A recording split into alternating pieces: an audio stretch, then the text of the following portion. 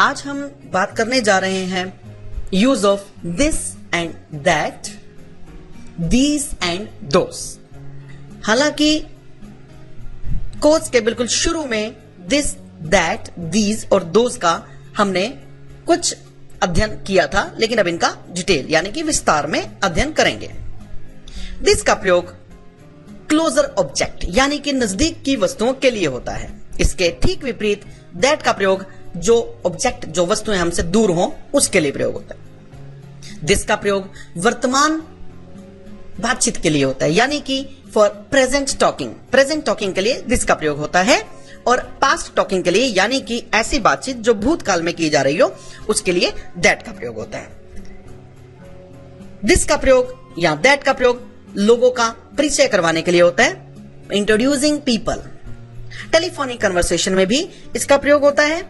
और talking about ideas यानी कि किसी भी आइडिया के बारे में बात करते टाइम, किसी भी विचार के बारे में जब हम कोई बातचीत करते हैं तो उसके लिए भी हमारे पास इसका प्रयोग होता है। अब इसको उदाहरण की सहायता से समझते हैं। दिस का प्रयोग क्लोजर ऑब्जेक्ट के लिए और दैट का प्रयोग अवे ऑब्जेक्ट के लिए, फार अवे ऑब्जेक्ट के लिए दैट का प्रयोग कैसे होगा। स्कूल गोइंग बॉय हमारा जो कैरेक्टर है वो अपने नजदीक पड़ी एक बॉल को देखकर कहता है दिस इज द बॉल।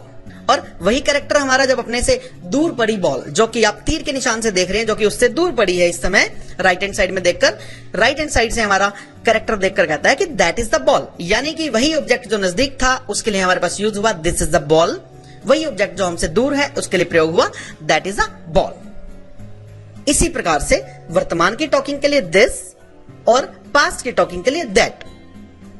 3 मार्च 2016 को हमारा स्कूल गोइंग बॉय, हमारा कैरेक्टर बोलता है इस पार्टी के बारे में, this is a great party, I hope you are having a good time. अगले दिन यानी कि 4 मार्च 2016 को हमारा वही ऑब्जेक्ट इसी पार्टी के बारे में जब बात करता है तो बोलता है that was a fantastic party last night. Means कि यहां पर पास्ट टॉकिंग की गई, पास्ट के बारे में बात की गई। दिस और दैट का प्रयोग लोगों का परिचय करवाने के लिए। हमारा स्कूल गोइंग बॉय दूसरे कैरेक्टर से परिचय करवाता है। एक कैरेक्टर का नाम राम, हमारे स्कूल गोइंग बॉय इस कैरेक्टर का नाम विजय, और राइट हैंड साइड पर जो कैरेक्टर है उसका नाम सीता। तो विजय बोलता है सीता दिस इज राम, यानी कि विजय ने सीता को राम के साथ परिचय करवाया। और उसके बाद सीता बोली इज दैट राम, अच्छा क्या ये राम है, आई नो हिज सिस्टर, मैं इसकी सिस्टर को यानी इसकी बहन को जानती हूं। टेलीफोनिक कन्वर्सेशन के बारे में बात करने के लिए दिस और दैट का प्रयोग। Hello is that Ravi, no this is Shyam here, I am not Ravi. Ideas के बारे में बात करने के लिए दिस और दैट का प्रयोग। Let's go to the party, what do you think about that, you should join our team, what do you think about this, we learn English every day, what do you think about this. अब हम बात करेंगे these और those की।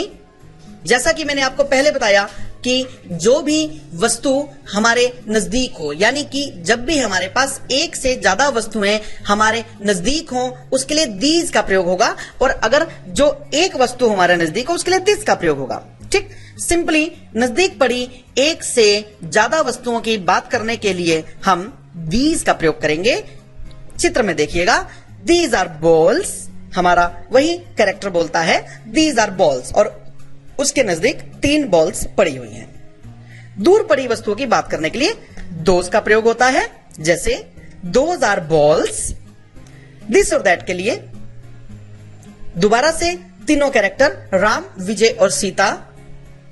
Sita is asking, Sita पूछती है is Ram your friend, is this your mobile, are these your bags. इस प्रकार से हम दीज और दोज का प्रयोग करते हैं।